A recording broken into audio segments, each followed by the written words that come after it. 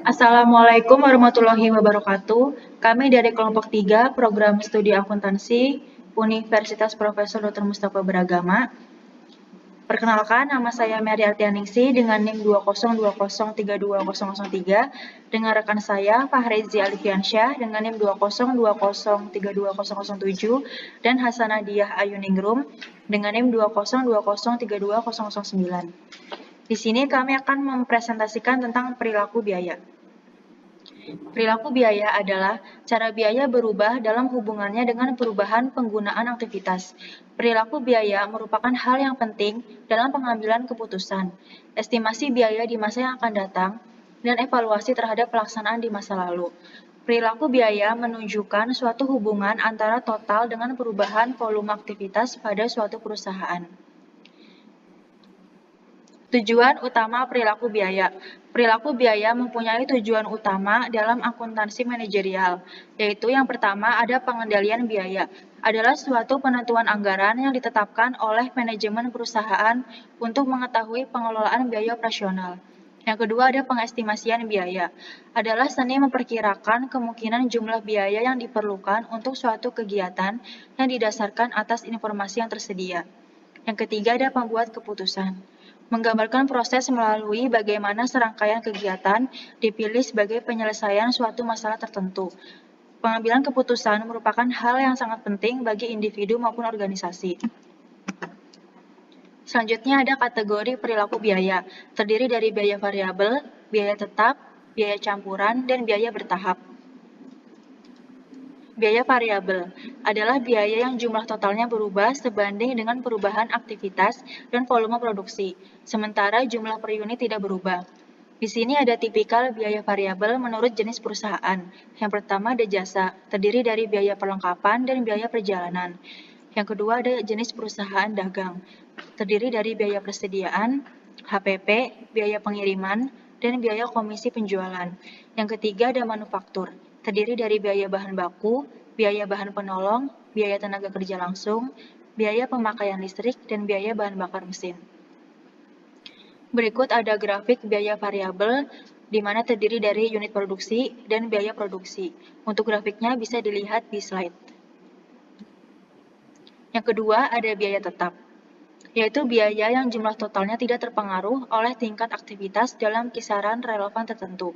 Ada tipikal biaya tetap menurut jenis perusahaan jasa, dagang, dan manufaktur, dengan biaya variabelnya yaitu biaya depresiasi peralatan, biaya depresiasi bangunan, biaya abodemen listrik, biaya gaji pokok pegawai, dan biaya gaji mandor pabrik.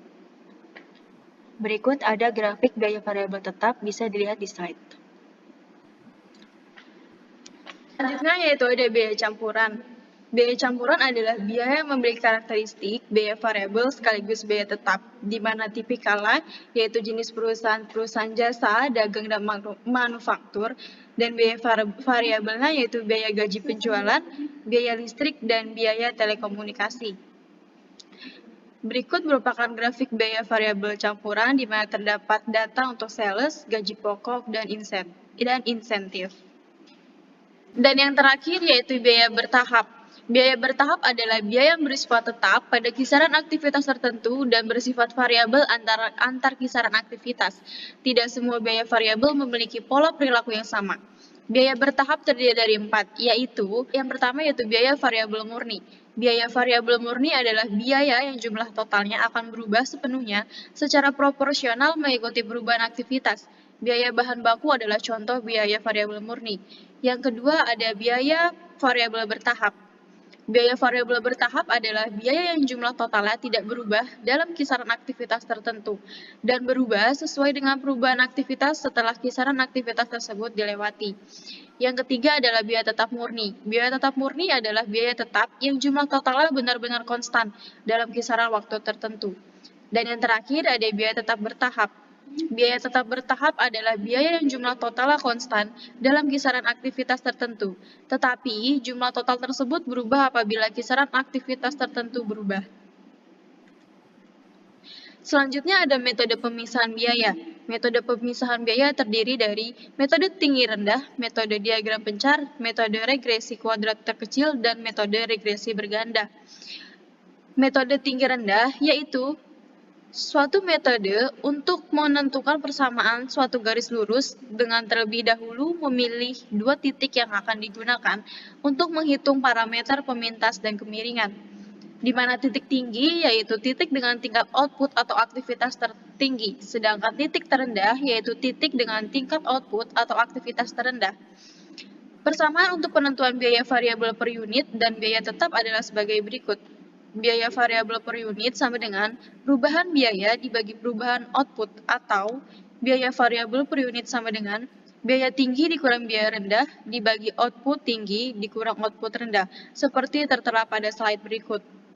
Metode titik tertinggi dan titik terendah memisahkan biaya variabel dan biaya tetap dalam periode tertentu dengan mendasarkan kapasitas dan biaya pada titik tertinggi dan titik terendah. Perbedaan antara kedua titik ini disebabkan karena adanya perubahan kapasitas dan besaran tarif biaya variabel satuan. Berikut merupakan contoh metode tinggi rendah, di mana terdapat bulan dari bulan Januari sampai bulan Juni dan jam tenaga kerja langsung dari bulan Januari sampai bulan Juni dan biaya perawatan dari bulan Januari sampai bulan Juni. Selanjutnya ada metode diagram mencar. Metode penentuan persamaan suatu garis dengan memplot data dalam suatu grafik. Langkah pertama dalam menerapkan metode ini adalah memplot titik-titik data sehingga hubungan antara biaya penyetelan dan aktivitas dapat dilihat. Plot ini disebut sebagai grafik scatter. Grafik scatter memungkinkan seseorang untuk secara visual menyesuaikan suatu garis dengan titik-titik dalam grafik scatter. Di sini ada contoh metode diagram pencar.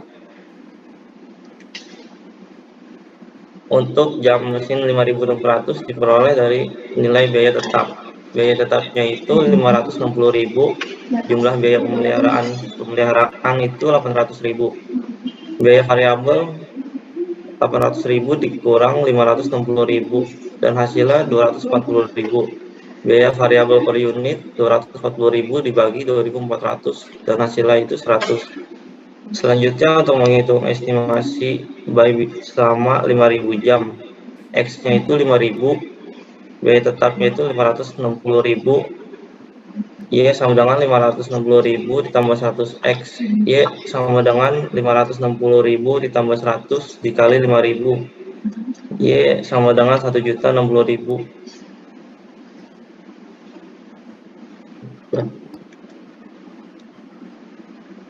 Selanjutnya ada metode regresi kuadrat terkecil. Metode pemisahan biaya variabel dan biaya tetap dengan cara menentukan hubungan variabel bergantung dengan variabel bebas dari sekumpulan data. Dalam hubungannya dengan pengukuran variabilitas biaya, maka yang dimaksud variabel tergantung adalah besar biaya, sedangkan variabel bebas adalah tingkatan kapasitas. Jadi besar biaya tergantung tingkatan kapasitas. Selanjutnya ada contoh metode regresi kuadrat terkecil.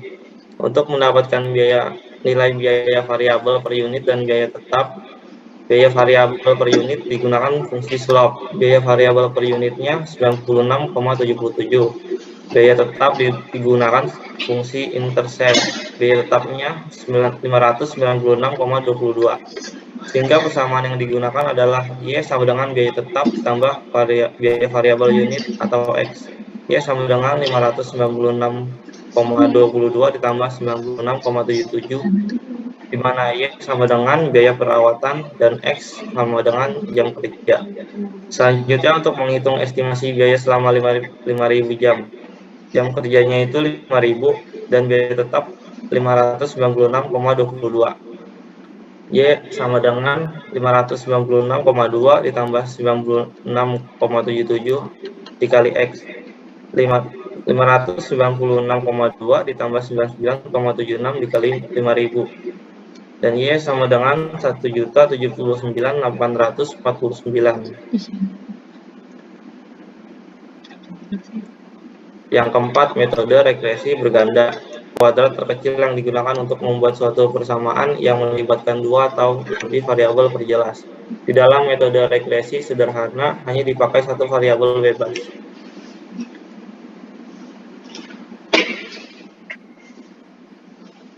Di sini ada perbandingan laporan laba rugi kontribusi dengan laba rugi tradisional. Bisa dilihat di slide tersebut.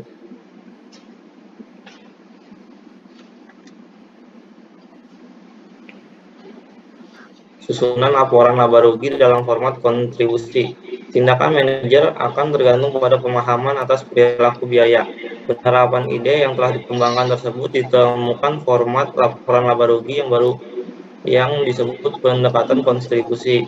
Hal khusus yang ada dalam format ini adalah bahwa laporan tersebut menyediakan informasi perilaku biaya dalam laporan tersebut. Format ini dibuat karena pendekatan tradisional laporan laba rugi tidak disusun berdasarkan perilaku biaya, melainkan disusun berdasarkan format fungsional yang klasifikasi data biayanya menekankan pada fungsi produksi, administrasi, dan penjualan.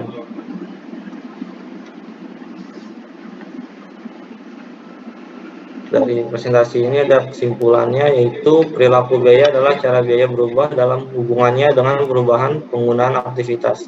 Waktu merupakan salah satu faktor penting dalam penentuan perilaku biaya.